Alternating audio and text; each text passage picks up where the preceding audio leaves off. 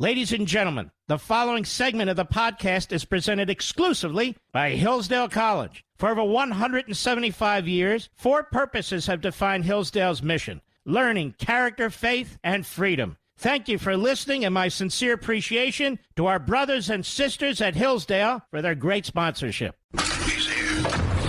He's here. Now, broadcasting from the underground command post, deep in the bowels of a hidden bunker, somewhere under the brick and steel of a nondescript building, we've once again made contact with our leader, Mark Levin. I'm Mark Levin. Our number is 877-381-3811, 877-381-3811. Wow, lots to cover tonight. I hope you'll stay with us throughout the program. You know, Mr. Producer, Mr. Colstern, and I were talking before the program. We have an open southern border. People from all over the world are pouring into this country. People who are caught are not being deported. Criminals who are caught are not being deported.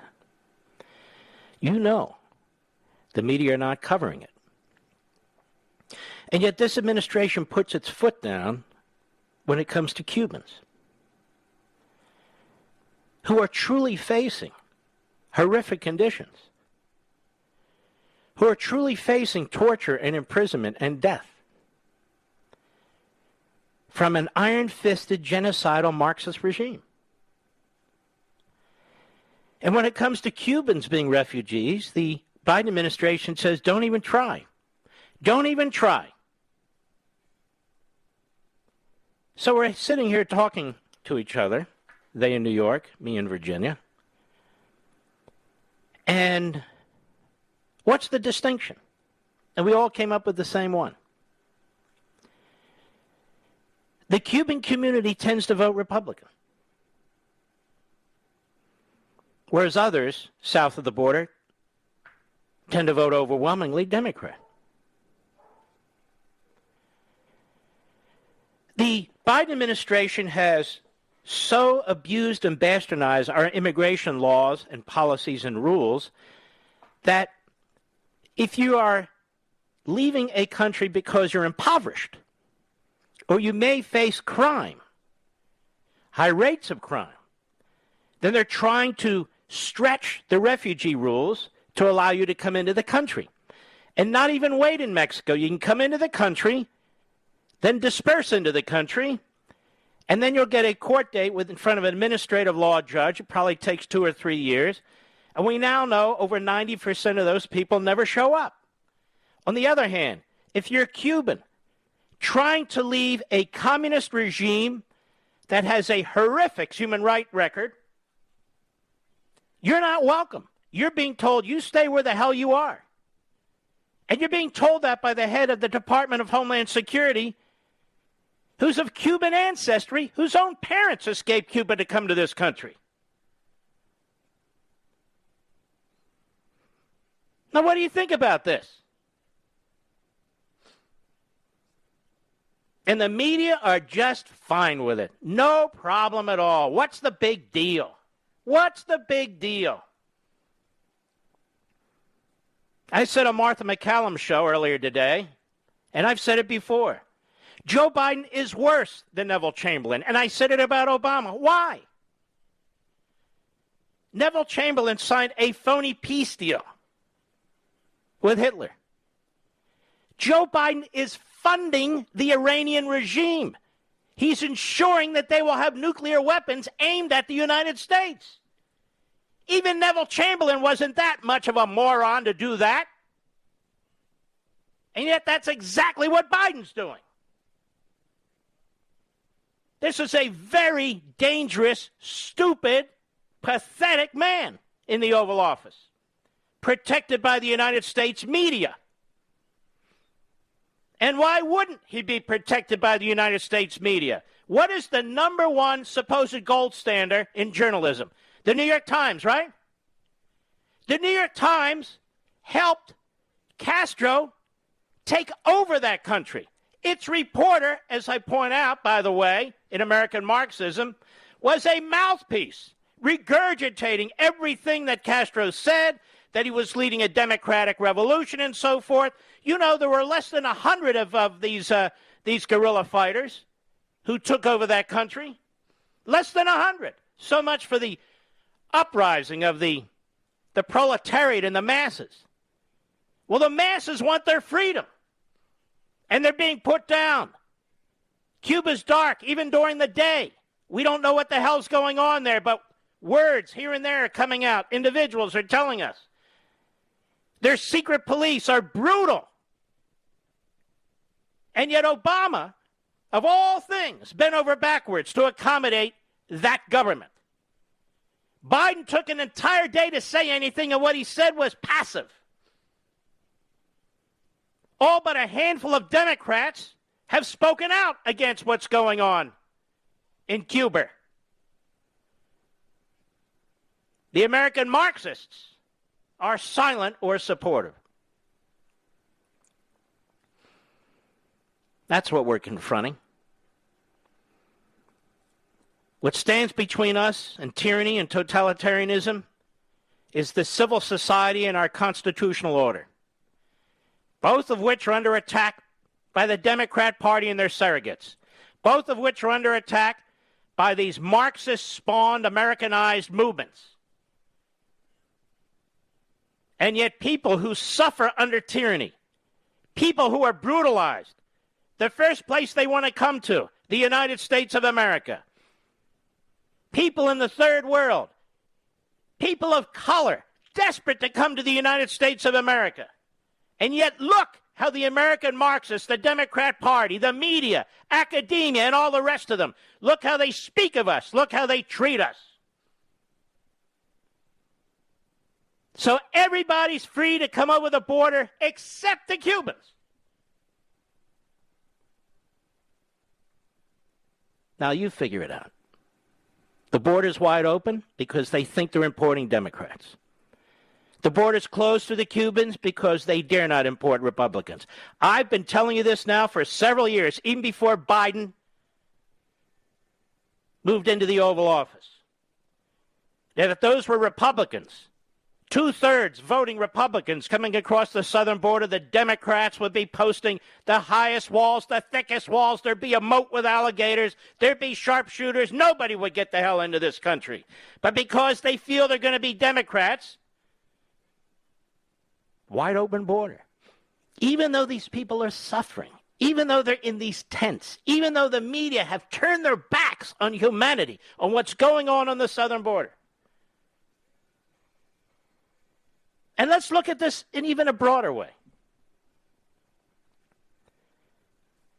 Joe Biden, in the course of the last week, has lifted significant sanctions against the Iranian regime, allowing billions of dollars to pour into Iran.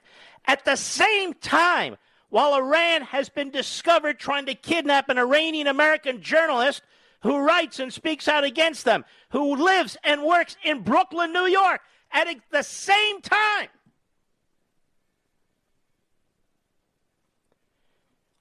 And look at Venezuela. Look at what's happened to the great country of Venezuela and the economy of Venezuela and the people in Venezuela. It is a Cuban satellite. Maduro can't survive without the support of the Cuban government.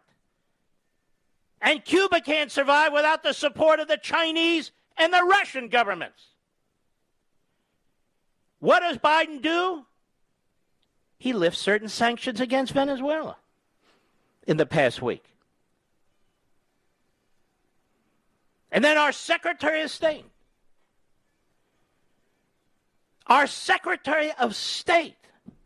invites the United Nations to conduct a human rights investigation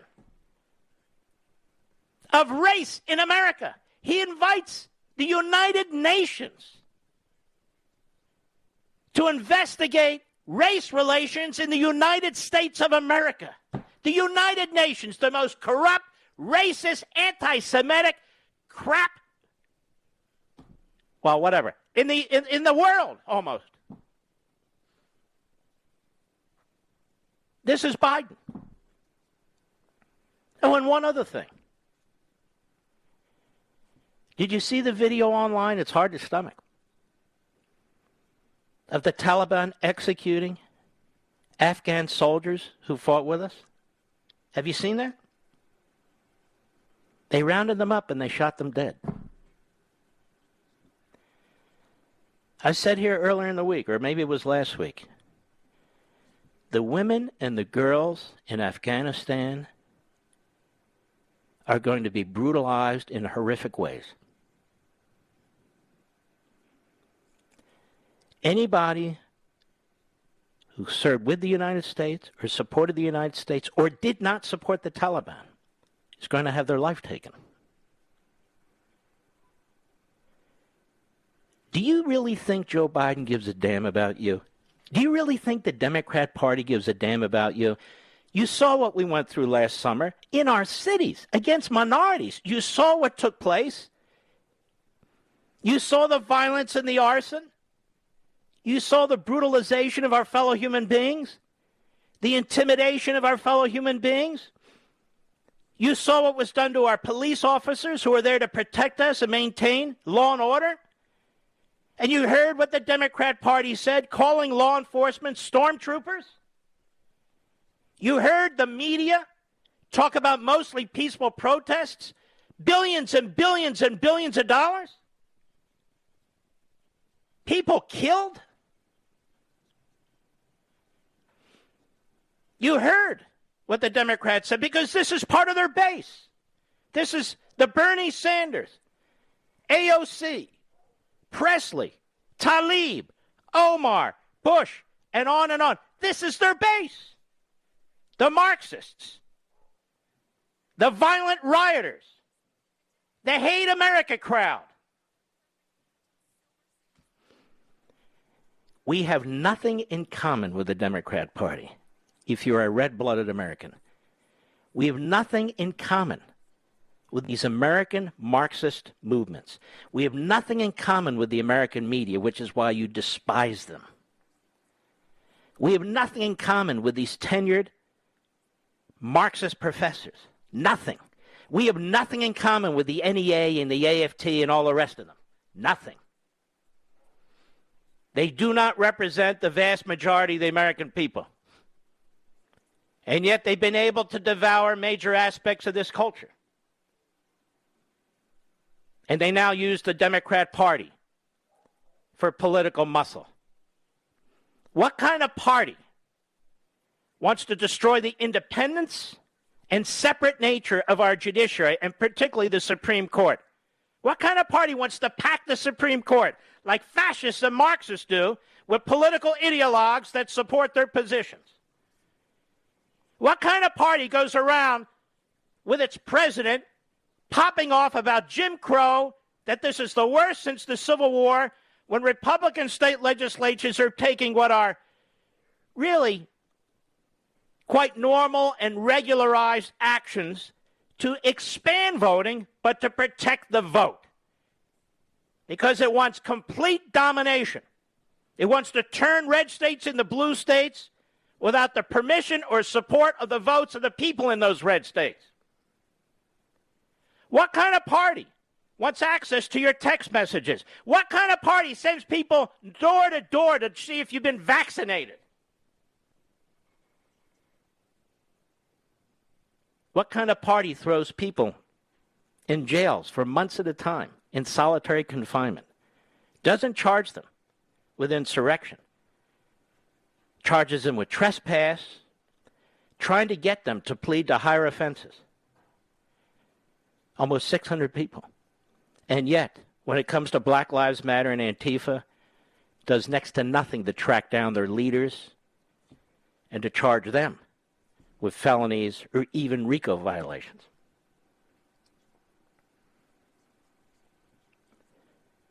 You know, we are at a very, very serious time here. Very, very troubling time. I'll be right back. Mark Levin.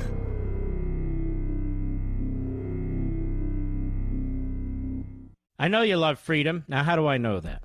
Because you listen to my show. And my show and everything I do is about preserving freedom and the form of government that secures it for us. It's the same with Hillsdale College, one of the very best truly liberal arts colleges in the nation. Hillsdale's committed to pursuing truth and defending liberty. Hillsdale teaches students to defend freedom no matter what they major in. Hillsdale teaches them how to defend liberty. And they do that for you, too, through their free monthly digest of constitutional thought called Imprimis. 5.7 million Americans receive Imprimis for free every month. And you can subscribe for free at ləʻvɪn.com. No strings attached. Generous donors who want to preserve freedom for future generations make it possible for Hillsdale to send Imprimis to you free every month. Start receiving Imprimis to learn how to defend the freedom you love. Visit ləʻvɪn for Hillsdale.com. That's Levin for Hillsdale.com.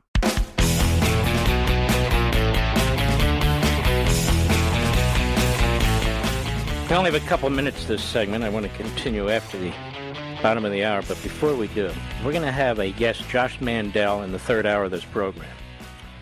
There are a number of Republicans running for the nomination for the United States Senate from Ohio. Some people are coalescing around J.D. Vance.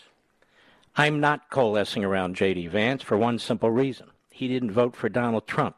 Not once, not twice. And you would think in 2020 one would know the necessity of doing exactly that. That's my understanding. I've endorsed Josh Mandel in the past. He is a fantastic young man. We're going to bring him on the show in hour 3. I want you to hear from him because he's getting no time whatsoever. We have a couple of billionaires who have gone behind J.D. Vance. This is always the irony to me. I have nothing against this guy, J.D. Vance. Hollywood made a movie out of his book. Now he wants to be a senator. But some people have been definitely consistent in their views and in their voting patterns and so forth and so on. And in my view, there's no time to play around. So while others are coalescing around one candidate, and another candidate running is a rhino who's led the party in Ohio for some period of time. I think she has DeWine's backing. President Trump hasn't backed anybody yet. He may stay out of it. I don't know. But we'll hear in the third hour, and you'll draw your own conclusions. And the President Trump called me last week, and he said, I want to congratulate you. I hear from publishing sources that this book, American Marxism, is a massive hit. And I thanked him very, very much, and he issued a very kind, beautiful statement today without any prodding from me, I can tell you that. And I'll read that to you as well. So we will be right back.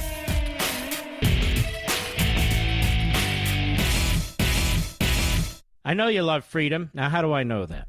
Because you listen to my show. And my show and everything I do is about preserving freedom and the form of government that secures it for us. It's the same with Hillsdale College, one of the very best truly liberal arts colleges in the nation.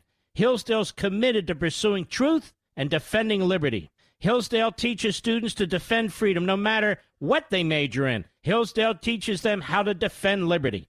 And they do that for you, too, through their free monthly digest of constitutional thought called Imprimis.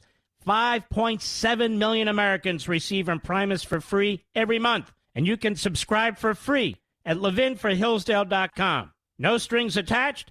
Generous donors who want to preserve freedom for future generations make it possible for Hillsdale to send Imprimis to you free every month. Start receiving Imprimis to learn how to defend the freedom you love.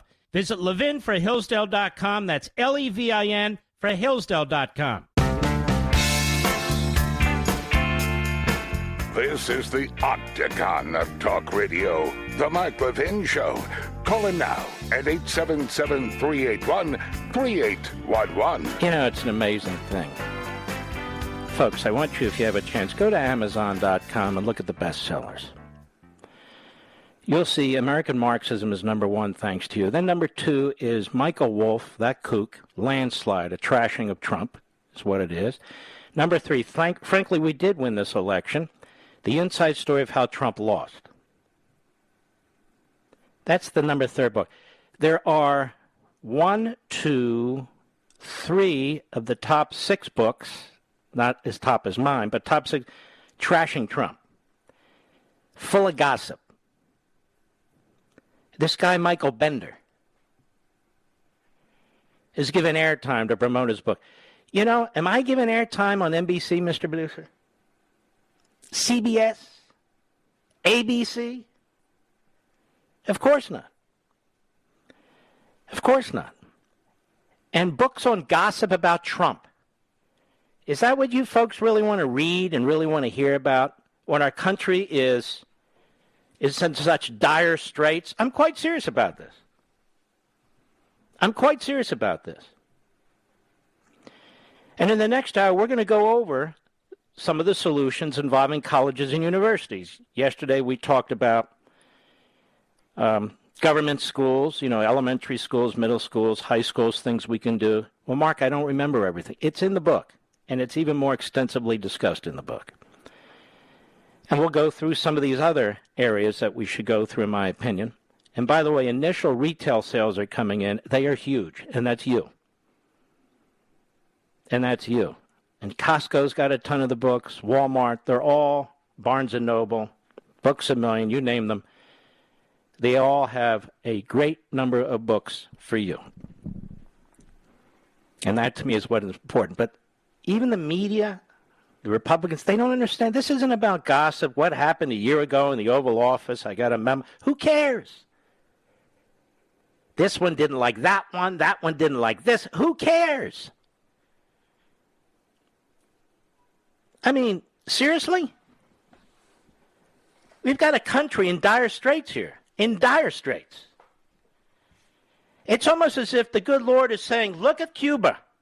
Look at what's going on in Cuba. Look at Iran. Look what they're trying to do with a journalist. Look at what China's doing. Look at it. Do you guys want to become that? You remember what Ronald Reagan said? 12 and a half years ago, I dug into the audio, into the transcript at the Reagan Library to get the exact words about how we're only one generation away from losing our liberty. We're not born with it. It's not in the bloodstream. We have to defend it and protect it. That's in the first chapter, but you've heard other people mimic this over the course of the 12 and a half years since Liberty and Tyranny came out. Can't be distracted with stupid stuff. Now, rather than trash our former great president, and don't we wish he were here today, here's a statement he put out today. Without any promotion by me, without any input from me, I'm sure people go to him and say, hey, I didn't say a word. He on his own. And this is the way he is, by the way. He's a very nice man. Why don't they write a book about that? Statement by Donald J. Trump, 45th President of the United States of America. Save America is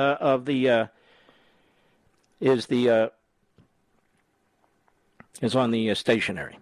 Congratulations to Mark Levin on the release of his great new book, American Marxism, now available and doing really well. Mark is an American patriot who loves his country.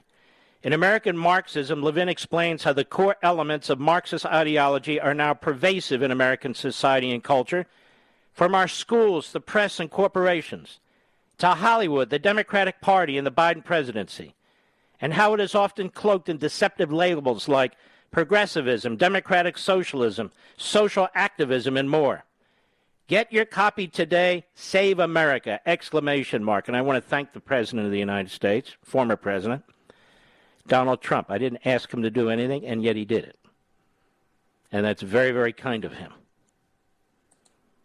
Now, more on what this Democrat Party is doing to this country. Over at the Daily Caller. And you've probably heard some of this, but you don't know the particulars. We never know the particulars because these bills are so big. They're so sweeping. They're just so massive in every way, and they affect our lives, and we have no say in it. No committee hearings. The inability to attend committee hearings. The inability to raise questions in person with our own representatives and senators. This is where we are right now, ladies and gentlemen. Andrew Trunsky, political reporter, Daily Caller. Democrats announced sweeping $3.5 trillion infrastructure reconciliation plan. They already spent $2.3 trillion. They have a federal budget proposal of $6 trillion. Our economy doesn't even create, when you add these trillions together, it adds up to something like $12 trillion. Our economy doesn't create that kind of money. Senate Majority Leader Chuck Schumer and Vermont Senator Bernie Sanders, a Marxist, the chair of the Senate Budget Committee, announced a $3.5 trillion deal on their infrastructure reconciliation package late today. The deal is the first step to beginning the reconciliation process, which Democrats hope will allow them to bypass a certain GOP filibuster and pass the plan on a party line vote. So much for Manchin, so much for Sinema. They must be defeated. The package includes an array of Democratic priorities that face near unanimous Republican opposition, including billions for child care, climate change, other forms of so-called human infrastructure. Look at how they steal and pervert the language, Schumer and Sanders said in a joint press conference today. We're very proud of this plan, Schumer told reporters. We know we have a long road to go. If we pass this, this is the most profound change to help American families in generations. This isn't going to help American families, growing a massive government into an even bigger government, a more massive government. Does it work anywhere in the world? They steal your freedoms. They steal your money. They steal your property. And then they pretend. Listen to the Cubans who are trying to survive. Listen to them. The government says they're going to provide food. There's no food. The government says they're going to provide medicine. There's no medicine.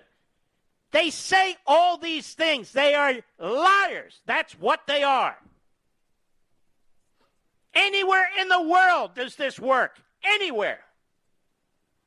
In addition to the human infrastructure, they create phrases and words we've never heard of before. Human infrastructure? What the hell is that? That is a Marxist socialist economic agenda. It's not human infrastructure. Nothing human about it. The bill will also include money for Medicare, to include dental, vision, hearing coverage. Medicare's going broke. It doesn't matter how much money they pour into it. They stole hundreds of billions out of Medicare for Obamacare, which stole hundreds of billions of dollars out of the private health care system. The expansions were a key goal for progressives. They're not progressives. And Schumer endorsed them in June. Other floated provisions include 2 years of free community college, paid leave, and boosts toward the child tax credit, which Biden extended for a year. This is a massive expansion of welfare. It's a massive expansion of the federal government. You're going to have massive tax increases, every single one of you. They talk about the rich versus the poor. In Venezuela, they don't talk about the rich versus the poor anymore. Everybody's poor except for the ruling class. In Cuba, they've lived through this propaganda. It's a reality for them. Everybody's poor except the leaders of the military, the police, and the Communist Party. Though Democrats have a Senate majority, the 50-50 split means that the plan almost certainly needs unified support from Schumer's caucus to pass. Democrats also only have 3 votes to spare in the House, meaning that just a few defections could tank the bill if Republicans vote unanimously in opposition. But they won't, the Democrats, because there's not a single moderate among them when push comes to shove. Not one. Every damn one of them voted for San Francisco, even Nancy Pelosi, to be the leader of their party and to be the Speaker of the House. Every damn one of them. Now, this bill is coupled with a smaller $1.2 trillion infrastructure framework. 3.5 plus 1.2, Mr. Producer. How much is that? It's $5 trillion, give or take. $5 trillion on top of $2.3 trillion, on top of a $6 trillion budget proposal. Inflation through the roof. The price of a gallon of gasoline. Energy resonates throughout the economy. Food, everything. Heating, air conditioning, everything. And they want to spend trillions and trillions more, and they say it's paid for. They are liars. The idiot senator here in my own state, what's that jerk's name? There's 2 of them. 2 of them. One of them says, but it's a paid-for plan. It's a paid-for. They just lie. They don't care. They lie. And they're all in on it. There's not one friggin' moderate senator on the Democrat side. Not one. Warner, that puke. That freak of nature. Schumer has said the Democrats will vote on both the bipartisan and reconciliation bills. So you have 11 low IQ Republican senators who walk into the trap. They have a bipartisan bill that pays for cement and steel and real infrastructure. $1.2 trillion, a fortune. And now the Democrats are going to add 3.5. These 11 Republicans, the usual suspects, the usual buffoons, always looking for a middle way. And they screwed us. All 11 of them. They screwed us. They have no idea what's swirling around us here. They have no idea what the Democrats are trying to do to this country and we the people, what they're trying to do to the minds of your children, what they're trying to do to your communities and your neighborhoods, what they're doing to your universities and colleges, what they're doing to our border and the notion of citizenship. They are at war with this society. Let me be as clear as I know how. And you want to hear language that incites? You want to hear language that incites? Where's the FBI director? Should he be interviewing Joe Biden for him inciting insurrections and inciting violence? That speech that he gave at the Constitution Center was the most diabolical, evil, outrageous speech any modern president has given in our modern history. Period. Bar none. They complain about Trump and his tweets. Trump never gave a speech like that. The most horrendous speech I have ever heard in 50 years of following politics. The most horrendous speech I have ever heard. Inciting, encouraging. You tell people somebody's stealing your vote because of your race. What the hell do you think that causes? Shocking. I'll be right back. Mark Levin.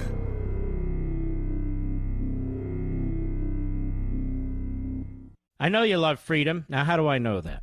Because you listen to my show. And my show and everything I do is about preserving freedom and the form of government that secures it for us.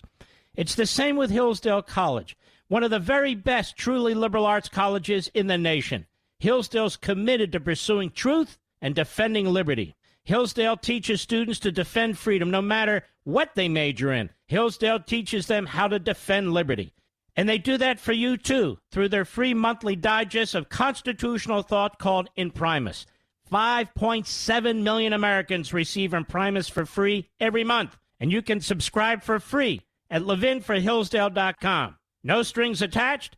Generous donors who want to preserve freedom for future generations make it possible for Hillsdale to send Imprimis to you free every month. Start receiving Imprimis to learn how to defend the freedom you love. Visit ləʻvɪn4hillsdale.com. That's L-E-V-I-N for Hillsdale.com.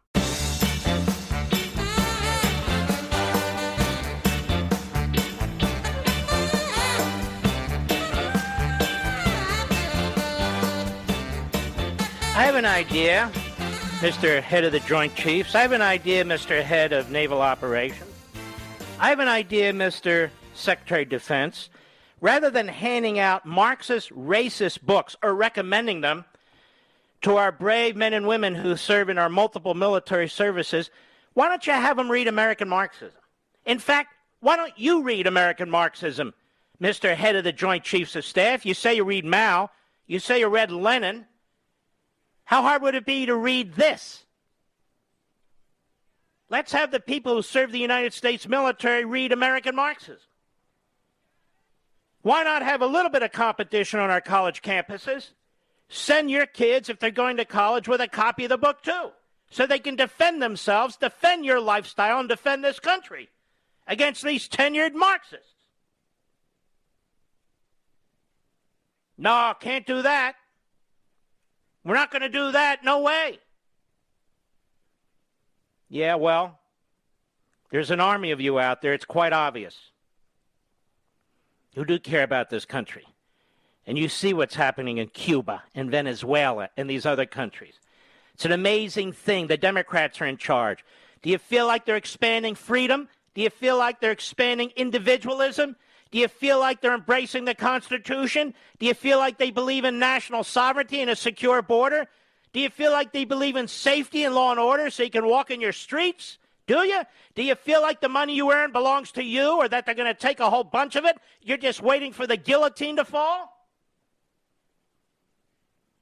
These are very devious, diabolical, and evil forces that we're dealing with here, including in the media, who hate me, and the feeling is mutual.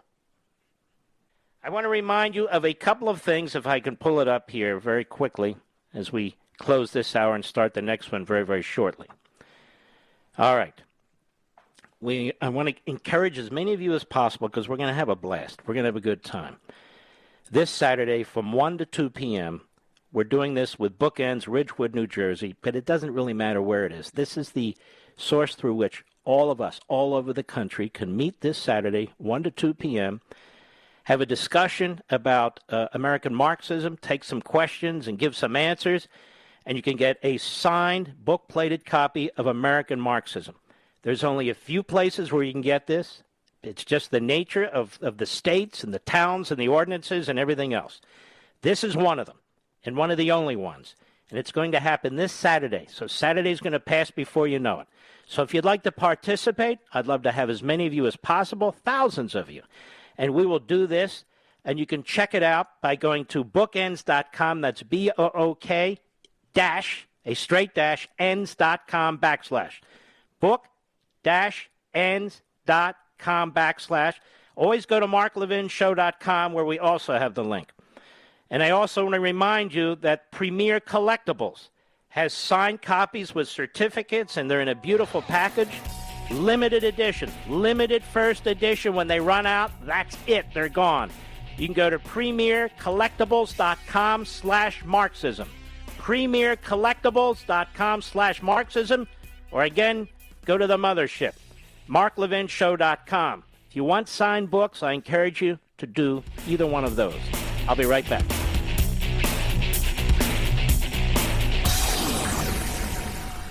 He's here. He's here.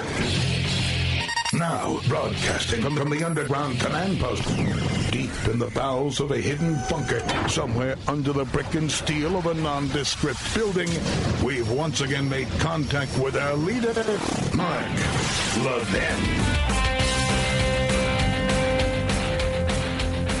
Hello, America. I'm Mark Levin. Our number is 877-381-3811, 877-381-3811. They say lots to get here, but I want to spend a little time each program digging in on American Marxism, because we need to develop this movement and galvanize and rally. It's not going to go away. It's here, and it needs to be pushed back. Now, I recall yesterday, in the final chapter of the book, I decided to do that because people are very anxious to hear about it. I discussed some of the suggestions on how do we deal with government schools, that is public education, elementary, middle, and high schools, the unions, the bureaucracy, the classrooms, and so forth. If those of you didn't hear it, it's okay. It's in the book. But I also said yesterday that I wanted to address, in part, higher education. And these are ideas I have. These are ideas that are built on decades of legal experience, decades of monitoring this, several years of sitting on a school board and so forth. But you may have better ideas or additional ideas, and I'm all for them. That's the point of the platform, and that's the point of the book. And so I say in American Marxism, those of you who have it, these some like 300,000 of you, I start on page 258. Higher education presents its own set of difficulties and challenges. It is the breeding ground of American Marxism, where tenured Marxists and radical professors rule the roost. Indeed, the most subversive colleges and universities should be subjected to the kind of BDS movement its students and graduates often unleash against others. Now, I can't go over territory we've already discussed. BDS, I've discussed at some length. There are opportunities for real pushback. Number one, in the first place, any parent who is involved in financially supporting a child's tuition to attend a college or university must at least attempt to exercise some control over the child's decision about which school he or she will attend. Here we have real school choice, and the decision is whether the choice will be a wise one. Thus, the parent must become intimately familiar with a school's reputation for academic freedom, free speech, traditional education, and the like, or whether it is a hotbed of Marxist radicalism and intolerance. Moreover, even if you are not assisting financially with tuition, a parent should still use his or her influence to help direct and guide their child's decision. In addition, if your child may have been accepted into an Ivy League school, you should not be hypnotized by its name and past reputation. For example, among critical race theory's most ardent founders were Harvard and Stanford law professors. Now, as discussed at length earlier in an earlier chapter, the Marxist-based critical theory ideology has devoured our colleges and universities and spawned numerous radical movements throughout academia, which have spread throughout our society. Again, we have a website run by a wonderful professor, Professor William Jacobson, the Legal Insurrection website, and I have other websites, other links, so many sources for you to use, so many resources. It's a website that provides a very useful and comprehensive database of CRT activity on college and university campuses, and it can be found here. I provide the link. Number two, colleges and universities conduct constant fundraising campaigns where they reach out to graduates for financial support. Some of these institutions amass huge endowment funds. This is an easy way to cut off a funding source to schools that are breeding grounds for American Marxism. In fact, campaigns should be launched to inform graduates and potential donors that they should withhold their support from certain colleges or universities that engage in silencing academic freedom and free speech, promote Marxism, and are part of the cancel culture. There are also schools, albeit few in number, that should be supported for their traditional approach to a liberal arts education, and among them, and among the one I'm closest to, Hillsdale College. And there's some others, Grove City, Liberty, and so forth. Number three, the table should be turned on the most radical colleges and universities. Several should be chosen as examples where they are specifically targeted for BDS-like campaigns. That is, boycotted by parents, students, and donors, divested of private sector dollars, and sanctioned by pressure campaigns on local and state governments, as well as corporations, to slash their support for these schools. You'll notice going on offense, being activists, stealing some ideas from the left, and customizing them to our purposes. Number four, state legislatures are the primary governmental sources of funding for colleges and universities, and in some cases the primary source, that is, you, the state taxpayer. Yet they do little to monitor or influence how most of the funds are spent on these campuses.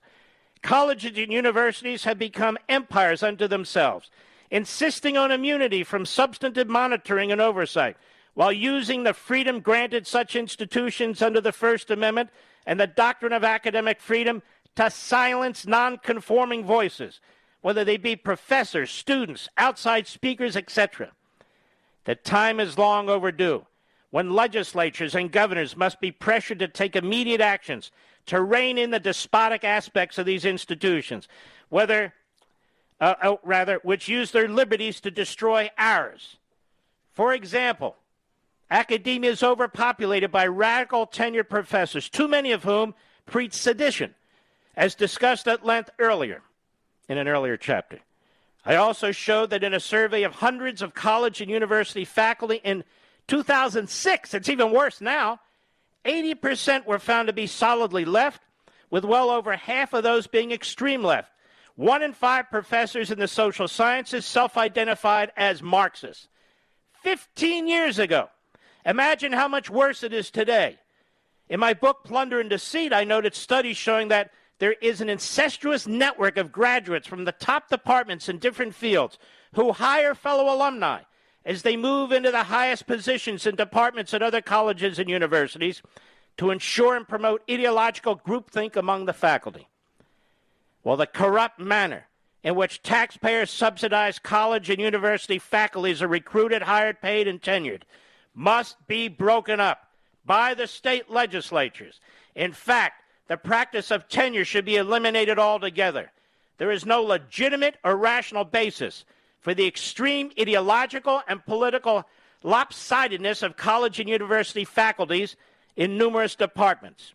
Furthermore, there is no good reason why we taxpayers should pay Marxists to teach generations of students to hate their country, protect them from scrutiny and accountability, and provide them with lifetime job security with tenure. This academic cabal is free to relentlessly advance its ideological causes and effectively control America's college and university campuses. It is they and their administrators who have destroyed academic freedom and free speech. Indeed, if academic freedom and free speech truly existed on these campuses, the few professors who do not conform to the majority ideology and even dare to question it would not be threatened, subjected to cancel culture, and have their careers ruined. Students and student groups that defy the campus Marxists would not be harassed and violently attacked.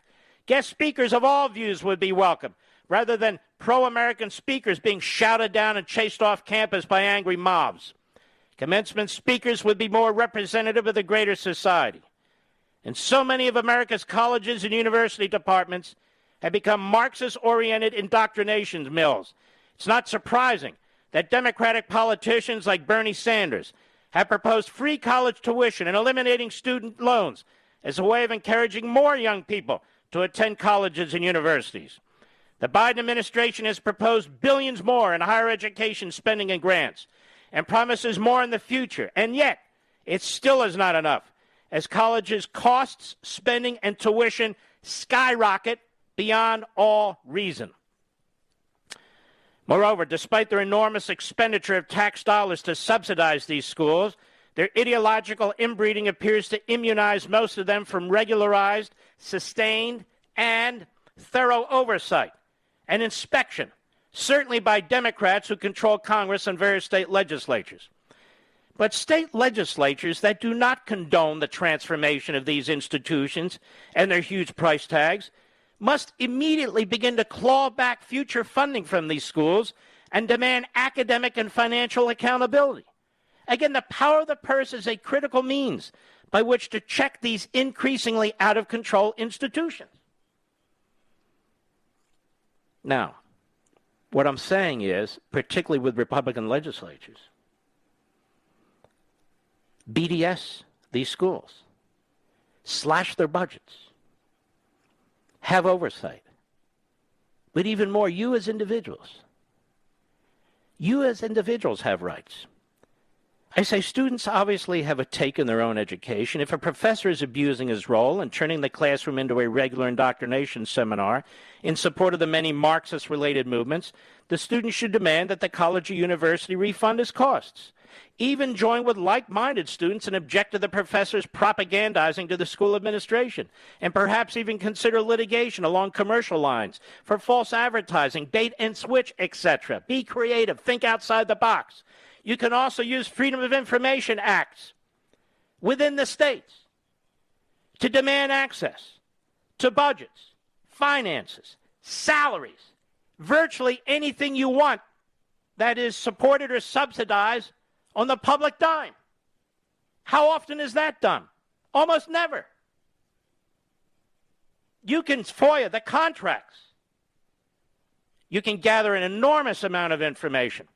A friend of mine who's an attorney in Florida says to me, I'm reading your book. I just hope people will become active. I said, hoping people will become active ain't going to cut it. I said, what's interesting, you as an attorney, you can actually sit at your desk and become an activist. There are ways to file complaints with the Internal Revenue Service. You can file complaints with other entities. You can file Freedom of Information Acts. You can gather information. There's an enormous amount you can do just sitting at your desk, but I don't recommend just sitting at your desk. What else?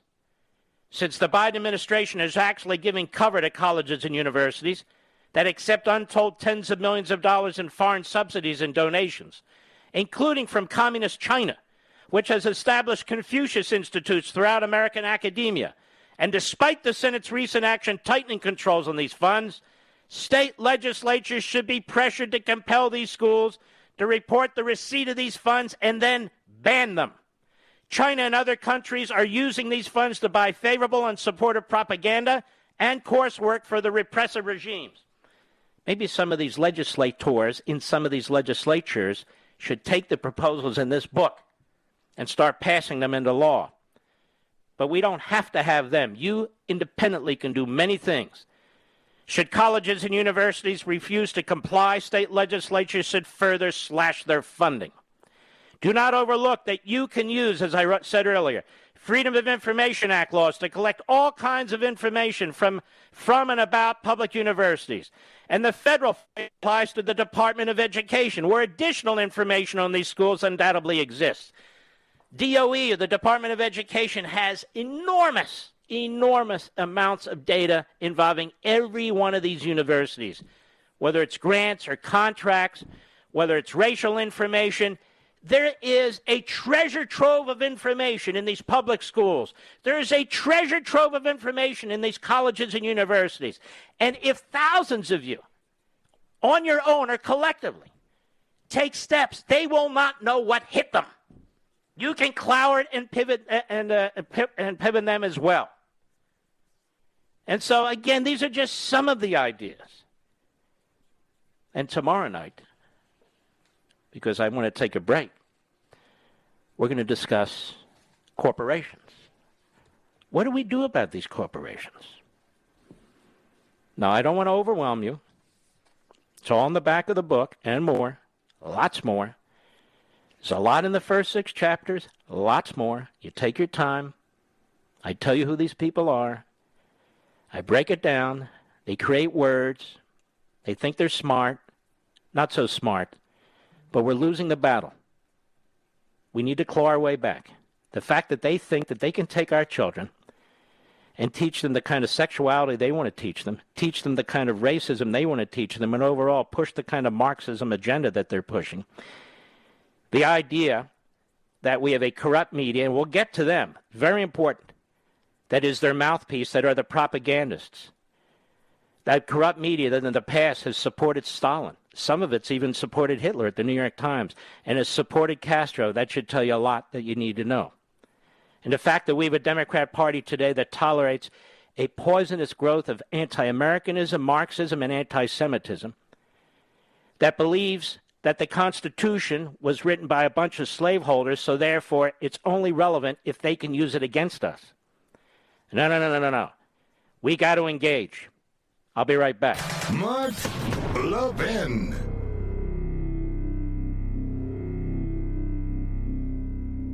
Over 2,000 of you, my listeners, made the switch from overpriced wireless carriers to Pure Talk over the past few months. We want the rest of you to join us and to see what we're talking about. If you're with AT&T and Verizon or T-Mobile, your family could save over $800 a year just by switching to Pure Talk. You get great coverage, you can keep your phone and your number, and you'll save a fortune. Pure Talk is the top-rated wireless company by Consumer Affairs, with the absolute best consumer service team based right here in America. Does that sound good? Well, it gets better. Right now, get unlimited talk, text, and 6 gigs of data, just $30 a month. And if you go over on data, they don't charge you for it. They don't care. Go to puretalkusa.com and enter promo code Levin Podcast. Again, puretalkusa.com, promo code Levin, Levin Podcast. And when you do, you'll save 50% off your first month. That's puretalkusa.com, promo code Levin Podcast. Pure Talk USA, simply smarter wireless.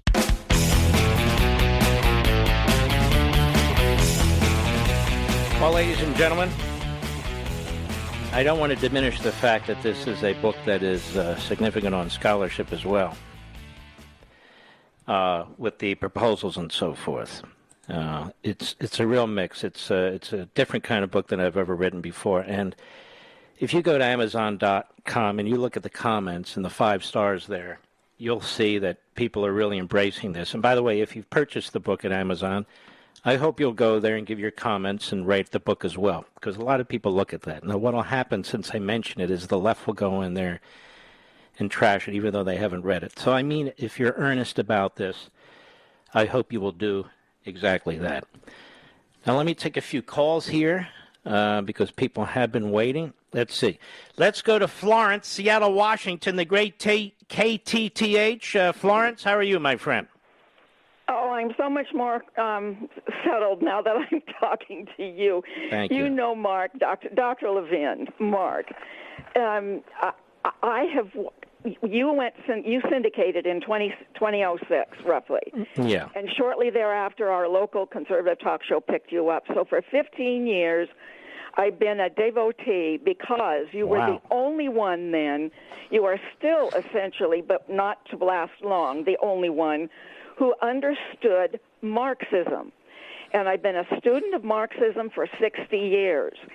And I view you, and have for the last 15 years, ever since I heard your first broadcast, you are the current manifestation of Tom Paine. And I see your book as the ammunition for us patriots, for we patriots out here in the country, to grab onto and use for our first round. This is our first battle. And I see your book as essentially the Battle of Trenton, because it's unexpected. The enemy does not know what you have done in that book. And millions of Americans soon will. And it will be a motivation to see to it that this insanity stops, because they've been working surreptitiously, silently, secretly, deceptively since actually 1917 and even before. They are Florence, I could listen to you all night. You're so informed and so well-spoken, but I have to go. I want to give you a signed copy of American Marxism, and I want to thank you for your very, very gracious comments. Really, you're just terrific. Please call back. Do not hang up. I'll be right back.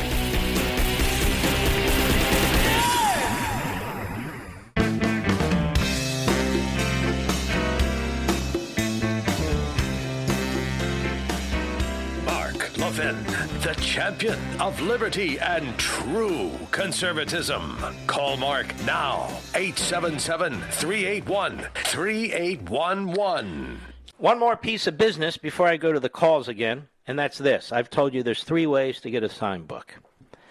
One of them will end at 2 p.m. on Saturday at Bookends. If you want to join us there, by all means, go to book-ends.com /book-ends.com /. Or you can go to our friends at Premier Collectibles, and they have a signed bookplate book for you there if you'd like to get that. And in that case, they also have a certificate in a box that goes with it as well. And that's premiercollectibles.com /Marxism. premiercollectibles.com /Marxism. Now, if you want to meet me in person and you want to go to the Reagan Library, even though the lecture is sold out, you can still secure a place in line by pre-purchasing a book. And I'd love to see you. I'd love to meet you. I'd love to see you. I'd love to meet you. Go to reaganfoundation.org/Levin. reaganfoundation.org/Levin. That's reaganfoundation.org/Levin. I know of no other way to get a signed copy. And in the case in the Reagan Library, we'll actually get to meet each other. So I would encourage you to do it, because all of this will come to an end very quickly. The Bookends event will come to an end very quickly. Premier Collectibles, once their limited edition books sell out, they're no more. And of course, once the Reagan Library has sold out the number of positions in line for you to get a book and for us to meet, that'll be done too. And this will all probably be done in the course of a week or 10 days, if not tonight. It happens so fast. And because you're such great patriots, you're sitting on the edge of your seats and you're ready to roll. I can already tell. And that's a great thing. All right.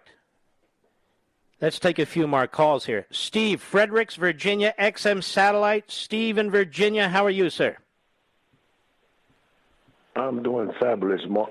Mark, I'm doing fabulous. I've been listening to you for the past 7 to 8 years, and as a African American conservative business owner, retired Marine Corps veteran. God bless you. I find your show one of the best real talk shows that tells the truth, and I truly appreciate it. I purchased 2 of your books so far, Unfreedom of the Press, which is an excellent read. Thank you. And I just received 7 copies. Whoa. 7 copies of American Marxism. 7 copies. What are you going to do with them? In my office, in my business office. Yeah. I'm putting one in my business office. I've given a couple to a cigar lounge that I hang out at, whereby they can read and understand because they're true conservatives. And the rest I'm going to mail out to some family and friends. I mean, this is real. People need to see it, and I really, truly appreciate you keeping it real. Everything you said is on point. My disappointing part is that people out there that say that they're woke are not truly woke. I am woke. Mm-hmm. And the wokeness is you lose everything you got if you go the wrong way, and that's where they're taking this country, and that's the sad part. But you're keeping it real, you're keeping the hope alive. In fact, I'm running for the school district board. Wonderful. So now, where is here? Really inspired me. Fredericks, Virginia? This is Fredericksburg. Fredericksburg, Virginia. I know where it is. Yes, 66 and 81, all the way out there? Yeah. Oh, no, 90, actually right off 95. 95. Well, Steve, if you'd like, give us your last name. It's up to you. Clark. Steve Clark, all right? You're going to run for the school board out there? Yes, that's me. All right, man. Well, God bless you. Absolutely. And don't hang up. We're going to send you a signed copy of American Marxism. Put that one in your office and give the other one to somebody else. And thank you, Steve. You're a good man. I tell you, I can feel it. I can feel it. Things are moving out there. I hope so. I really believe it. Let us go to Brent, Madison, Wisconsin, XM Satellite. Brent, how are you? Pretty good, Mark. Thanks for having me on. I spoke to you not that long ago. I'm an attorney. We won a state Supreme Court case. I'm not sure if you remember. I remember you. It doesn't really matter. But prior to becoming an attorney, I was in the Marine Corps for quite a while, and one of my last deployments involved going to Afghanistan and living and training Afghan Army and Afghan police. And what's happening today in Afghanistan is extremely disheartening. Thankfully, I was able to have one of my interpreters come over to the United States. I sponsored him, so he is now a citizen. But what's happening out there is terrible. There's no other way. They're already starting. The Taliban's already starting to execute them. There's a video. They're executing Afghan army members. And you don't get a word out of this White House about any of it. There's so much blood on the hands of this administration, whether it's the border, whether it's this sort of thing, whether it's, it's just unbelievable. Yes, it is. The other reason I'm calling today is, I got a copy of your book. I didn't listen to you. I read through the first 6 chapters really quickly. I'm now going back through them and making sure I have a good foundation to read the 7th chapter on. And I'm happy with what you wrote. I've learned a ton, and I can't thank you enough. And when it comes, I heard you yesterday speaking about local community groups starting up and moving forward. And I would just like to inform you, in Wisconsin, there's a lot of local groups coming that have already formed and are starting to do the things that you're proposing in your book. And it's great. I've been able to speak at a lot of school board meetings the last couple weeks, and I have more meetings coming up. So You're a leader, bro. That's fantastic. It's very, very important. And I want to thank you, Brent, and thank you for all you're doing. Don't hang up. We want to send you a signed copy as well. And thank you very much. Till I run out of them over the course of the next 2 weeks, I guess. That's what we'll do. Aaron, Tucson, Arizona, the great KNST. Aaron, How are you, sir? I'm doing great, Mark. So I don't know whether to be upset with my son or be a proud father. You know, I sent him to Jewish day school to learn how to respect his parents and not steal. Came home to start reading your book, and I couldn't find it. I got notification from Amazon that it was there. I went upstairs, and there was my 15-year-old son reading the book. Wow. You know, normally he is he has taken my hand-me-downs of your books on freedom of the press, and I've got them all. And you know, I sent him to Jewish day school, and at one point I insisted that not his teachers but the head of school grade him, because I'm raising him to be a critical thinker and not be indoctrinated. He's actually going to University High School here in Tucson, which is one of the top 20 schools in the nation. He thinks from all sides, and we have such intelligent conversations. I truly credit yourself, as well as my wife, because of the way he's been raised, listening to you on the radio as well as television. Well, listen, Aaron, that's wonderful. I appreciate it. What is your son's first name? His name is Zev, Z-E-V. Oh, yeah. We'll give him my very, very best, and we'll send a copy. He can take the signed copy. You can take your copy back of American Marxism. So Don't hang up. We want to get your address, my friend. Thank you. We'll be right back. Mark Levin.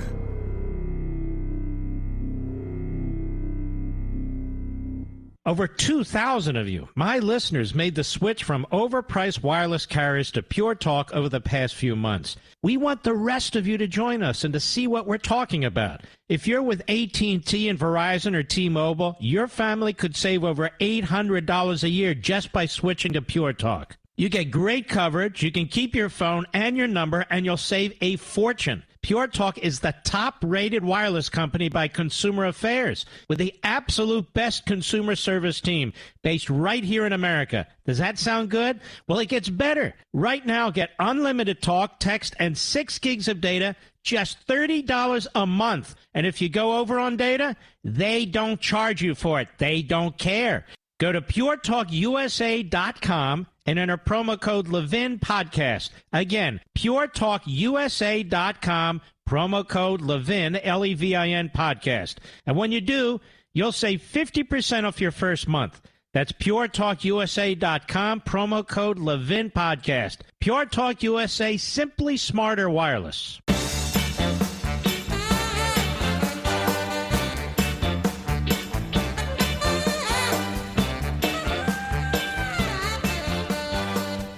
You know, I've been thinking about something the last 48 hours, and I wasn't going to say anything, but I'm going to say something. Stephen A. Smith is a friend of mine. Many years ago, at a radio seminar, which I don't think he nor I attend anymore, I didn't know him. This has to be like 20 years ago. And he ran up the stairs of this place, and he came up to me and he says, you know, I don't agree with everything you say, but I like the way you do your show. I said, thank you, because the two of us are passionate, but we're also substantive. Now, a few days ago, he said something he regretted on the air, and he apologized for it. And he truly regretted it, and he truly apologized. And people are saying, oh, he caved. He didn't cave to anything. Sometimes when you're on the air as many times as he is, as long as he is, many times I am, as long as I am, you say something, you think about it, and you regret it. Or people will raise it with you, and you think about it, and you say, no, you know what, I shouldn't have said that. It takes a real man to admit it and to apologize for it. And yet there are people for whom an apology isn't enough. An acknowledgement isn't enough. They want to destroy you. And they get their jollies out of trying to destroy you. They get their jollies out of trying to character assassinate you and smear you. To destroy your decades and decades of career, your decades and decades of life. It's something very strange in the human anatomy. I don't know what it is. People like to see people hurt. People like to see people destroyed. He's a good man. He and I don't always agree, that's for sure. But he's a good guy. And he doesn't have a bigoted bone in his body. And by the way, neither do I. So get the hell off his back, those of you who are causing problems. Not in this audience. All these social media cockroaches. That's what I'm talking about. He said what he said. He apologized for what he said. He means it. And he's an enormous talent. I love watching him. I mean, I was watching the UFC fights, and there he is. He came on in the beginning with some of these other guys. It was a great surprise to me. I wouldn't have picked the same jacket he picked, but that's up to him. And by the way, I love MMA, and I love the UFC in particular. And this Portier, what a great kid, what a great fighter, what a class act. That's right. He kicked McGregor's butt. I know how that first round ended, but he was going to beat him anyway. And a lot of the things that McGregor said about his wife and so forth, just disgusting. I don't wish harm on him or anybody else. But that Portier was terrific. I love listening to these guys. I really do. Joe Rogan is terrific. At least when he's doing the UFC stuff. I don't listen to a lot of podcasts, so I don't know exactly what's going on there. Mark, what do you mean? I'm sorry, I'm busy. I got stuff I have to do. I truly do. But Daniel Cormier is great. There's so many, I can't name them all. And these are very patriotic men and women. Even the people who come fighting foreigners from Brazil and Mexico and other places around the world, Australia, Russia, they're very respectful of the American flag and the American audience and the American people. Very respectful. You don't see any protests. You don't see any whining and, oh, look at that. No whining and complaining. And they beat the crap out of each other. May I say this? The men are really men when they're in that ring. They really are. The women are tough. I have to confess, I have trouble looking at the women, beating the hell out of each other. Sometimes I'll go off and get Hershey bar or something. But nonetheless, I enjoy it very much. I look forward to it. It's a hell of a league.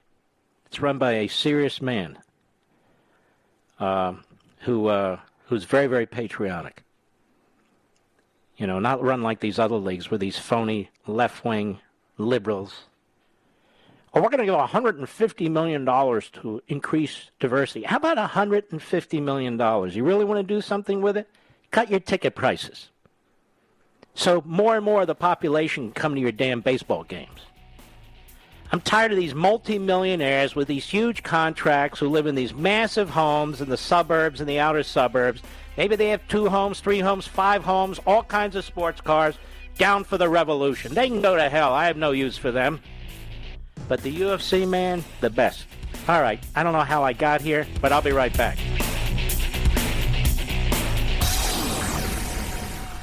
Ladies and gentlemen, this final hour of the podcast is sponsored exclusively by AMAC, the Association of Mature American Citizens. Now over 2 million conservative members strong, AMAC believes in and stands up for the values that we care about: faith, family, and freedom. Thank you for listening, and please support AMAC. And you can become a member at amac.us/join. He's here. He's here. Now, broadcasting from the underground command post, deep in the bowels of a hidden bunker, somewhere under the brick and steel of a nondescript building, we've once again made contact with our leader, Mark Levin. Hello, America. Mark Levin here. Our number is 877-381-3811, 877-381-3881. In about 10 to 15 minutes, Josh Mandel, who is running for the Republican nomination for the Senate in Ohio, will be on the program. There's a piece at Just the News, which is an outstanding site, Reality Check. What's really in the Texas voting reform bill? Isn't it amazing how much media coverage there has been of all the drama but almost none of the substance. Texas Democrats, as you know, fled the state to protest the Republican-backed legislation, but its modest reforms belie opponents' apocalyptic rhetoric. As they point out here, Daniel Payne, Texas Democrats threw their legislature in disarray when they fled the state for Washington, D.C., in an effort to oppose the Republicans. And I might add, they met, of course, with Schumer and Pelosi and Harris. It was all one big circle, you know what.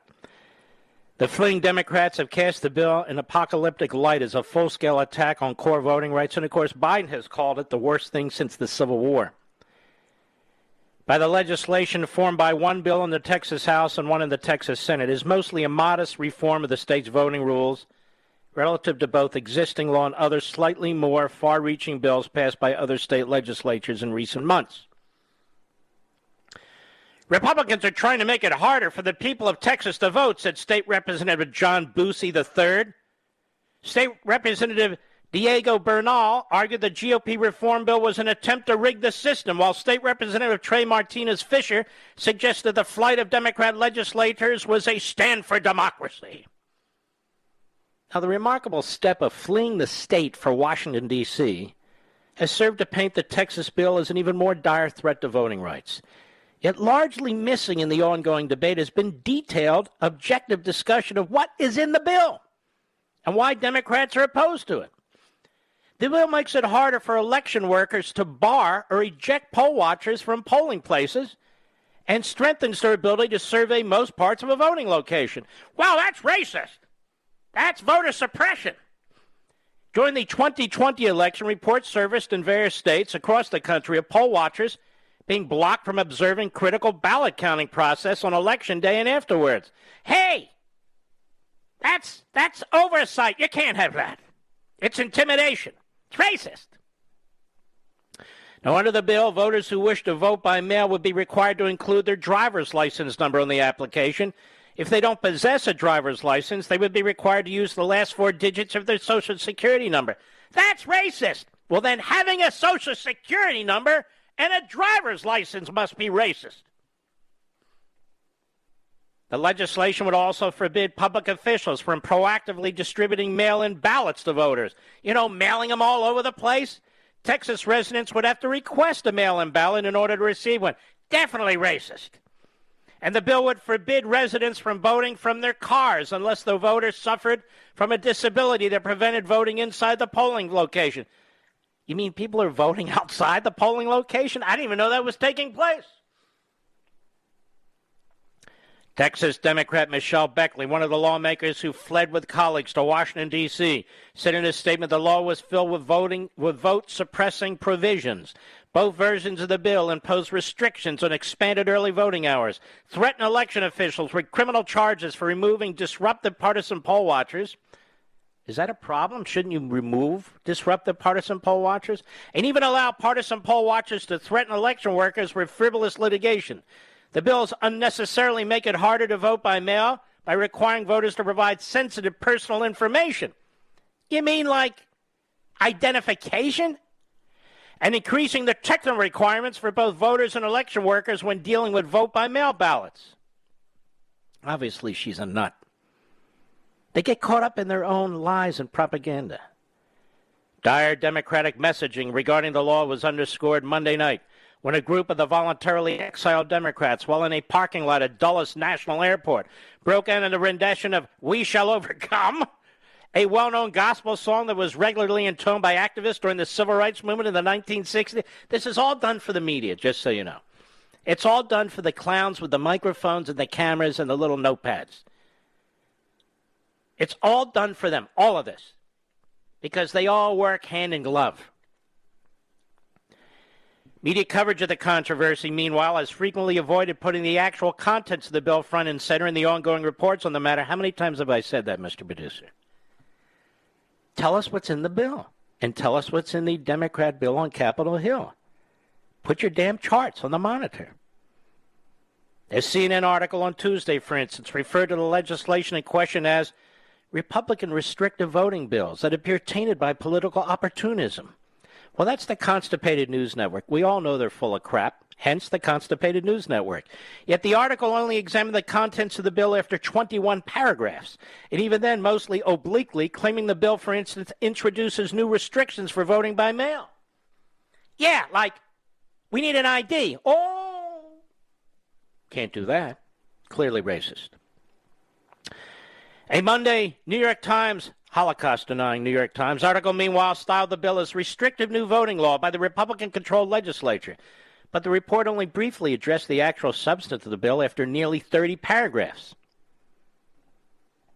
Well, we know the New York Times is a disgusting corporation. We know CNN is a disgusting corporation. We know all this. And they lie to you by omission, by censorship, by pseudo-news, by propaganda. They lie. This is why you hate them. And by the way, they're hated across the board. Because you know they're liars. You know they're frauds. You know they're frontmen. And women, may I say, birthing people. And they are lying and carrying the water for the Democrat Party and vice versa.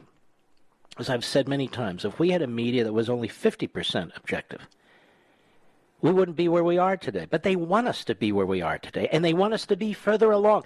And how dare you question the media, the enemy of the people? What are you, Stalin? Stalin? What are you, Mao? Stalin? Because we want you to have integrity and be objective? Oh, that must be Stalin.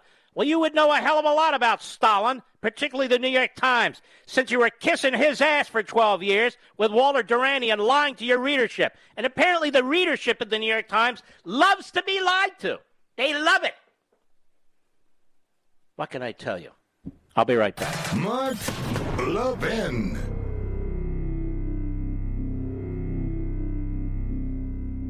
AMAC, the Association of Mature American Citizens, is one of the fastest growing organizations in America, now over 2 million conservative members strong, and I'm one of them. AMAC believes in and stands up for the values that we constitutional conservatives care about. More than talk, AMAC fights. A full-time presence in Washington, AMAC pushes back against reckless spending, disasters like Medicare for All, and the expanding reach of the federal government. And beyond advocacy, joining AMAC gives you access to a wealth of benefits and discounts, including special member-only rates on car insurance, travel discounts, cell phone plans, and a hell of a lot more. And if that's not enough, you'll get AMAC's bi-monthly magazine, full of insightful articles on issues that matter to most of us, we conservatives. As I said, I'm an AMAC member, and you should be too. Join today at amac.us. That's AMAC.us.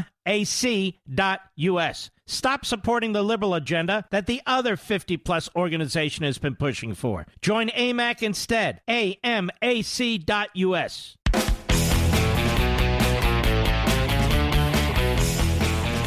Let us go to George, Albuquerque, New Mexico, on the Mark Levin app. George, how are you, George? I'm doing well, Mark. Thanks. You need to put a little bit of oil in that door there. It's squeaking, you know. Did you hear it? I just wanted to make a comment, Mark, on the lat-crit, the critical race theory. And it's interesting, you know, here in New Mexico, you know, they're using the lat-crit to try to rewrite precious history. You know, we have a lot of Native American. Let me don't leave me, George. Let me just explain at this point. Lat-crit is explained in the book. Many people haven't heard of it before unless they listen to this program, but you'll read about it in American Marxism. What it is the same kind of assault on American history. And the bottom line is that the United States of America is basically an illegitimate country. That it was founded by white Protestant Europeans. They were the interlopers. They were the illegal aliens who stole the property, stole the land, the territory from the indigenous peoples. Now, I don't know who the indigenous peoples are. Depends on how far back you go, I suppose. So that you cannot have something called illegal immigration when the illegal immigrants are the people, that is, American citizens who are here. Now, if you happen to be a Hispanic American and you happen to believe this is crap, they will argue, just as they argue in critical race theory, well, you're the one with the problem because your mind has been colonized by the white dominant culture. And so you're not so much a sellout that you have been dominated, you have been imperialized and colonialized. And again, you'll read about this, and I will give you the sources of this information, the books and the so-called scholars. And I think that's had an enormous influence on open borders in this country and what this President Biden is doing to this country. All right, George, go right ahead. I'm sorry. No, and that's fine. Great. What's interesting here, Mark, is that, they're using, the radical leftists are using that same ideology to infect the history here. And what I mean by that is, like, they want to try to, that same principle that they use, they try to do that with our history here as Hispanics, because the Spaniards came and, they want to tear down these statues here of, of just our history, right? And they infect it with the same exact concept, and it's not even with, the colonialism. It's the history here. It's infecting here as well. And that's what's really interesting, that when you brought up lat-crit for the first time, when I heard about it, I was like, wow, that's pretty interesting, because it's happening here, right? And they're indoctrinating the young generation, the young natives and Hispanics, Americans, to think that, people are racist, right? Or that to hate America, right? Because that's what happened, and that's a part of the history. And I think it's unfortunate, and it's interesting, because we got a mayor at the Capitol here in New Mexico and Santa Fe. He's not even from here, right? And a lot of these people are allowing these people to come in and to protest, and these activists, and to push this stuff that has nothing to do with any organic grassroots movement here. And it's pretty interesting. All right, my friend. I want to send you a signed copy of American Marxism. Let me ask you a question. Are you Hispanic? I am, yes. My ancestors are from Spain. My wife says that American Marxism should also be published in Spanish. You think so? Absolutely, Mark. You have a lot of patriots that are Hispanic, and they need to hear about it, Absolutely. I'm going to suggest this to the publisher, because I believe that too, that the book should be published as well in Spanish, and spread the word as far and as wide as we possibly can. So, George, don't hang up. I want to send you a signed copy, and thank you for your call. Very much appreciated. Let's take another call. I think we shall. Let's go to Brad in Oklahoma, Cushing, Oklahoma, on the Mark Levin app. Brad, how are you, sir? I'm doing well. How are you doing? Very well, thank you. I just wanted to comment. I thought it was kind of strange how migrants can come in through the southern border, but, coming from Cuba, they, wave the American flag, so that, gets shut down. I agree with you 100%. I believe that was in part of my opening statement in the first hour, that we know why they're doing this. We know why they're doing this, because the Cuban community in America is largely, at least often, Republican and patriotic. And the Hispanic community generally, and this is not an attack on anybody, but when you look at the stats that the liberal media give us, indicate, or Pew or whatever the service is, that they vote about 2/3 Democrat. So the Democrat Party is playing this for politics. That's exactly what they're doing. Why shouldn't Cubans be able to come into this country if they're trying to flee murder and imprisonment and torture? When the Biden administration has said and tried to expand the definition for refugee status, when it comes to others south of the border, if they fear they face criminal situations or poverty, we're talking about people who are trying to save their lives here, right? Yes, exactly. No, I agree with you, Brad.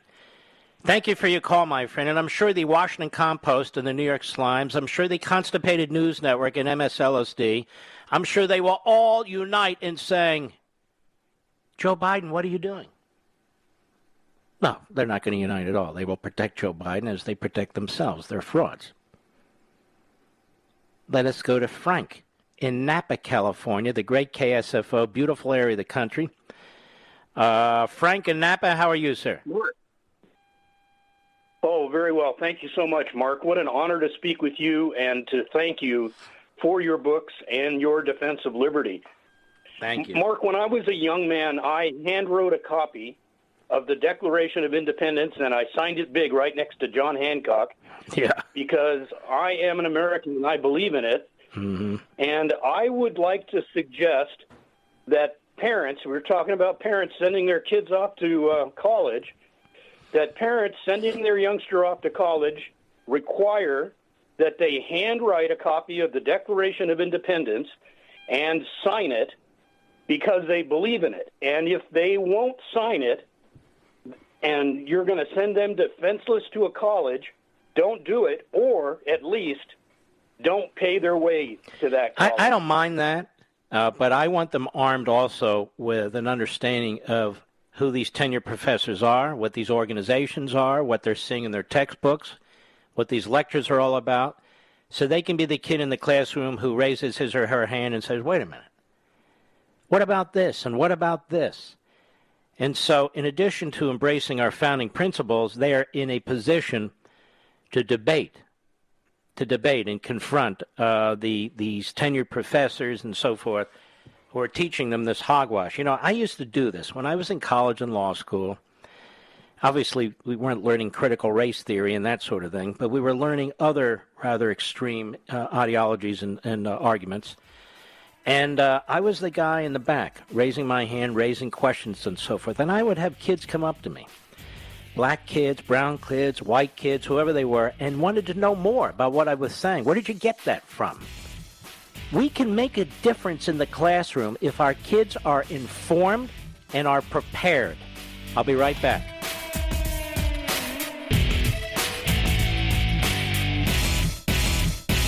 AMAC, the Association of Mature American Citizens, is one of the fastest-growing organizations in America, now over 2 million conservative members strong, and I'm one of them. AMAC believes in and stands up for the values that we constitutional conservatives care about. More than talk, AMAC fights. A full-time presence in Washington, AMAC pushes back against reckless spending, disasters like Medicare for All, and the expanding reach of the federal government. And beyond advocacy, joining AMAC gives you access to a wealth of benefits and discounts, including special member-only rates on car insurance, travel discounts, cell phone plans, and a hell of a lot more. And if that's not enough, you'll get AMAC's bi-monthly magazine, full of insightful articles on issues that matter to most of us, we conservatives. As I said, I'm an AMAC member, and you should be too. Join today at amac.us. That's AMAC.us.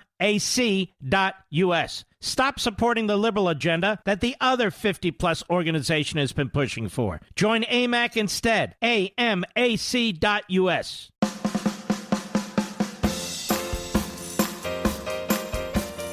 The establishment's worst nightmare. Mark Levin. Call in now. 877-381-3811. Well, it's critical, ladies and gentlemen, that we hold the Republican Senate seat in the state of Ohio. The Republican primary there for the nomination is getting very, very crowded with people claiming to be all things to all people, particularly to be Trump supporters and conservatives and this sort of thing. And I wanted to invite Josh Mandel onto the program. I see J.D. Vance has one or more billionaires backing him with millions and millions of dollars put into these various PACs, so they clearly want him to win. But it was my understanding that he didn't vote for Trump twice. I could be wrong about that, but I believe that's true. And also his very popular book, which sold millions and millions of copies, was used by Hollywood to make a movie. And I can see that he's backed by a number of individuals, and I'm not just talking about media individuals, but a number of individuals, and some of them with very, very deep pockets. So I thought, let me ask Josh Mandel to come on the program, because the last time he ran for the Senate, I endorsed him. You're also facing, Josh Mandel, some big-time rhinos, part of the Republican Party in Ohio, who are pretending to be conservatives. So tell the American people and tell the people of Ohio, if you would, a little bit about your background. Thanks, Mark. I am fully anti-establishment. I am not going to Washington to just drain the swamp. I'm going there to blow up the swamp. While I'm going to take on the radical left and the secular left, I also think that we have a fight for the soul of the Republican Party, a fight for the soul of the conservative movement, and we can no longer afford to elect Mitt Romneys, Liz Cheneys, or these J.D. Vances who are rhinos just like Romney and Liz Cheney.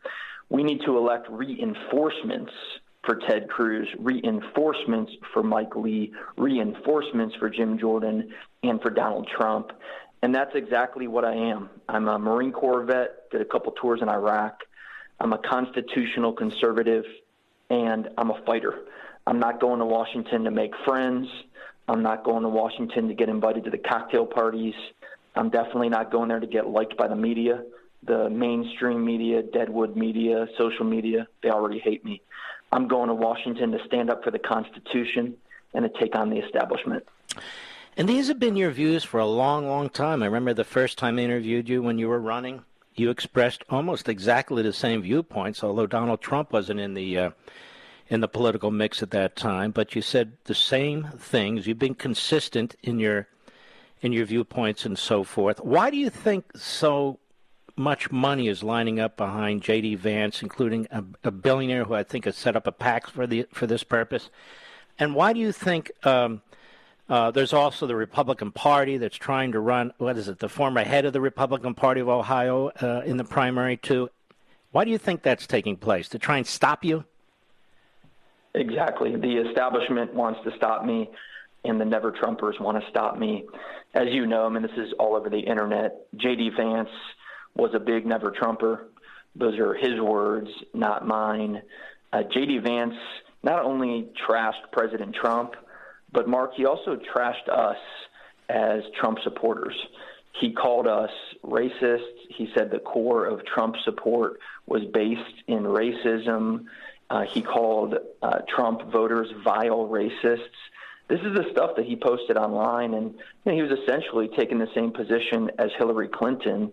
And then when it came time to vote for President Trump against Hillary Clinton, which of course I did, and of course you did, and of course your listeners did, J.D. Vance couldn't vote for Trump against Hillary Clinton. Think about that for a second. And so, the Never Trumpers are putting a bunch of money behind him.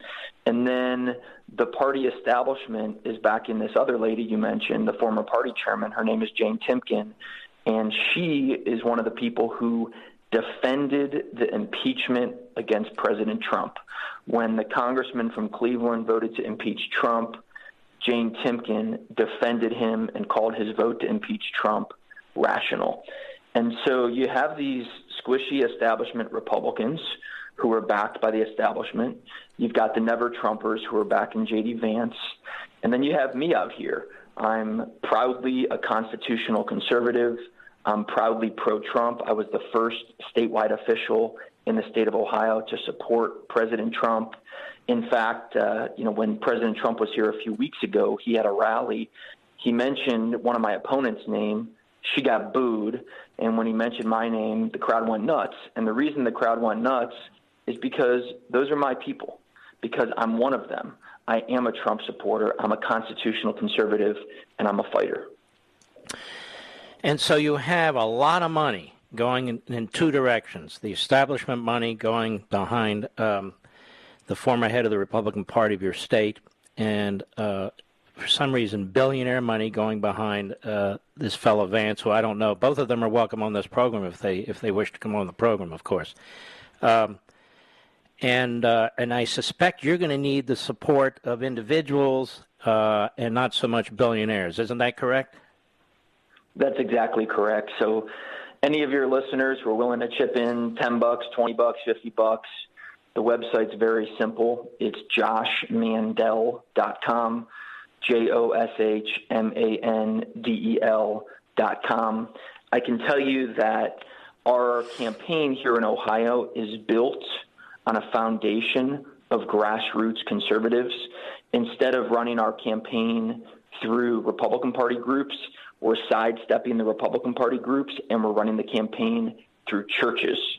We've been having these events at churches throughout the state of Ohio because I've been a strong fighter for and defender of the Judeo-Christian bedrock of America.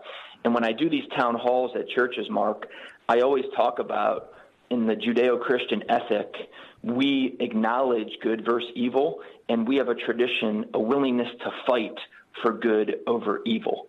And for any of your listeners who want to help me fight for good over evil, to take on the secular left, to take on the radical left, and to take on these squishy establishment Republicans and Never Trumpers, I'd be honored to have your support. And that's joshmandel.com, joshmandel.com. Well, I endorsed you a few years back, didn't I? You did. You endorsed me a few years back. I'd be honored to earn your endorsement now. I recently got endorsed by the Senate Conservatives Fund. This is an organization that does not do too many endorsements, but they've endorsed people in the past like Ted Cruz and Mike Lee and others. I've also proudly been endorsed by the Club for Growth. I'm a huge fan of the Club for Growth. They're at the pointy tip of the spear in standing up for liberty, individual liberty, and fiscal responsibility. They've endorsed me as well. And our mutual friend Mike Lee endorsed me also.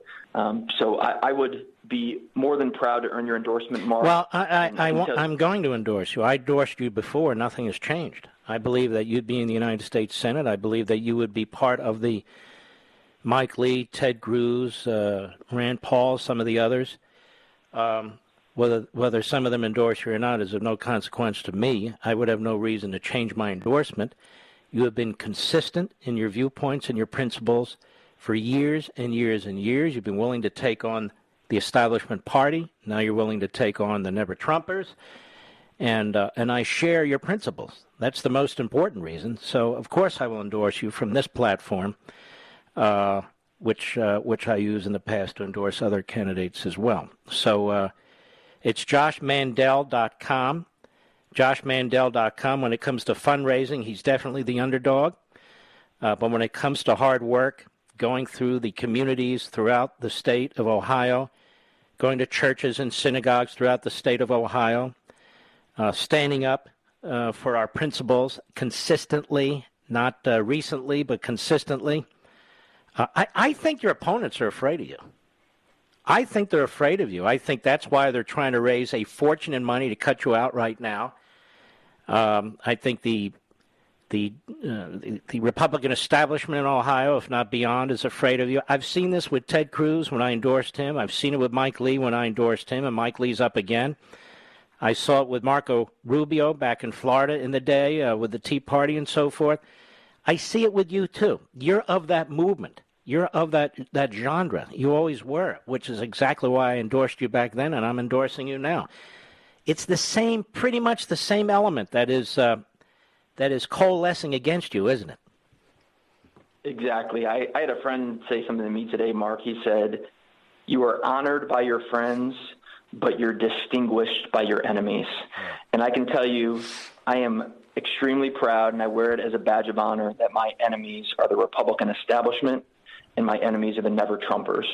And they might have more money than we do, but we've got an army of grassroots conservatives and Trump warriors throughout the state of Ohio and throughout the country. I guess I'm pretty distinguished given all the enemies I have, Josh. I don't know. Anyway, we wish you all the best. Any of your opponents want to come on, they're happy to do so. In the meantime, we will have you back. When is the Republican primary? It's next May. Next May. So we have a little ways to go. But they're trying to squeeze you out as fast and as early as they possibly can, trying to affect the outcome. And so from time to time, we will bring conservatives, patriots, constitutionalists on this program from every state, from every congressional district on this program, as I've done over the decades. All right, my friend, you be well. Take care. Thank you, Mark. Thanks for having my back. That's Josh Mandel, ladies and gentlemen. He's a war veteran on top of everything else. I'll be right back. Mark Levin.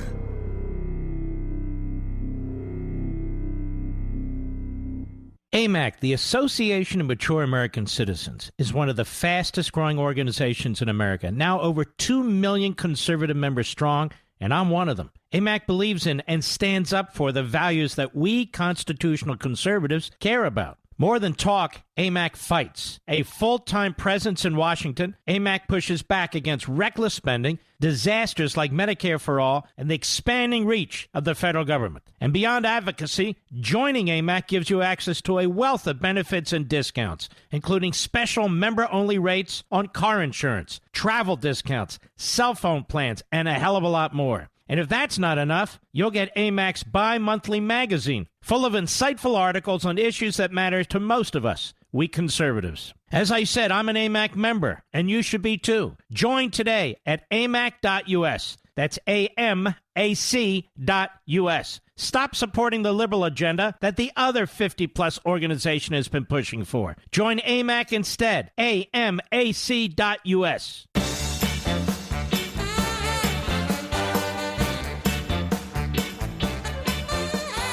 Now, ladies and gentlemen, people are saying to me, so I'm looking again, over at Amazon.com.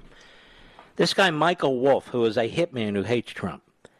Michael Bender, the Wall Street Journal, another hitman who hates Trump. They're in the number 2 and 3 position on Amazon.com.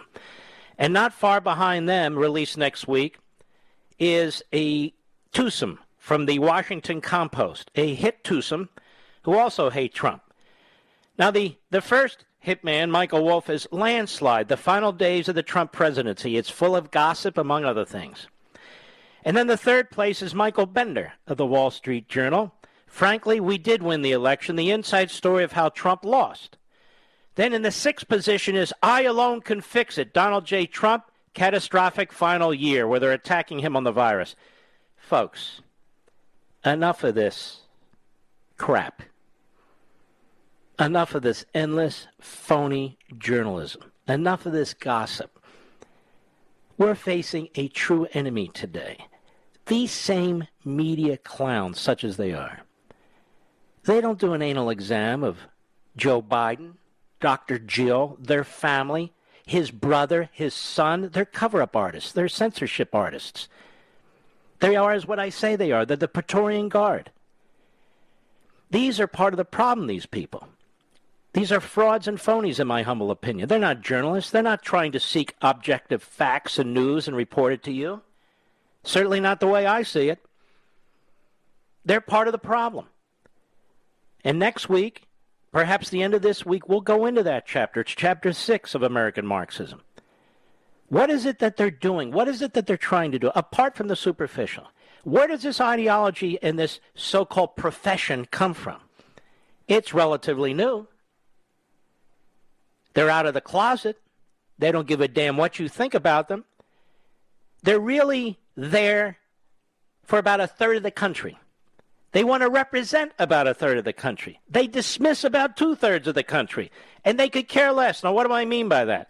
The 1/3, the fanatics and the zealots, with whom they agree and agree with them, who are part of the Democrat Party establishment, party of the American Marxism, various movements, that they all defend and support. They never step out. 1/3 of the country is indifferent to everything, and then there's the third of us. I'd actually say much more than a third.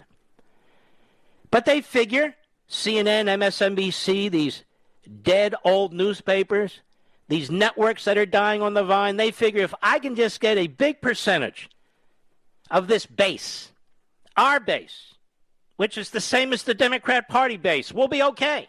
We don't need them all. We just need a big percentage of that base. And that's what they play to. And many of these phony journalists come out of the base, come out of the Democrat Party. This is who they are. You're not going to get a break. And so here we have 3 so-called journalists, 2 with the Washington Compost, 1 with the Wall Street Journal, writing hit jobs on Trump,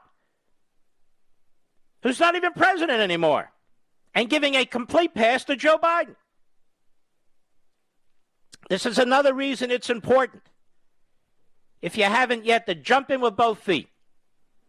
You can get American Marxism, honestly, at every single retail bookstore, small and large. You can get it at Costco. You can get it at Walmart.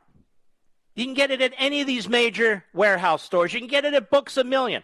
The lists are out there. When you're shopping tonight, tomorrow, this weekend, and you're in any of these retail places, you're able to access the book. They're all discounted.